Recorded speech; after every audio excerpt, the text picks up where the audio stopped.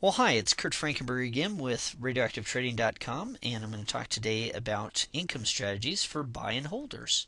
Now, a lot of folks that get exposed to the idea of taking income from stocks that they already own, if it's not dividends, what the idea is covered calls trading. And what I'm going to do is take a look at that idea, but we're going to take it 2 or 3 steps further. I have a client that wants to turbocharge his income on a stock that he already owns, but also leave the upside completely open and also make it so that he can't lose anything. Well, can it be done? Well, let's find out. When you own a covered call, or rather when you own stock and you sell a covered call against it, you take on an obligation to deliver that stock at a certain price. So you cap your upside. I don't think this is going to reach my client's goals because he wants to leave his upside open. Also, it doesn't bulletproof him, does it?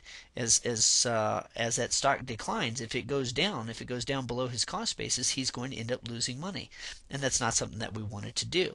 Okay, so it caps the upside, doesn't protect. I don't think the covered call is sufficient. Well, let's think about this. How about if we added a put option? The put option is the privilege to sell at a particular predetermined price.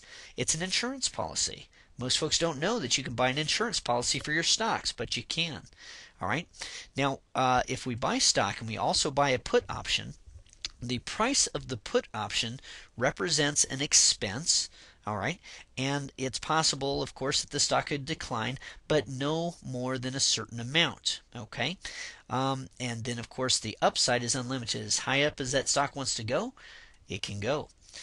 But this still doesn't really meet the requirements, does it? I mean, certainly we have an unlimited upside now, but we're spending money for this insurance policy. Well, close but no cigar. Let's think about adding those together. And this is what I've been doing for a number of years. And now we've had a number of copycats come out and copy this strategy. All right. And that is to buy long-term insurance and at the same time sell calls for income. Well, one of my competitors, or a number of my competitors, would show you this kind of an idea where you buy the put option far out in time and at the same time sell a call against.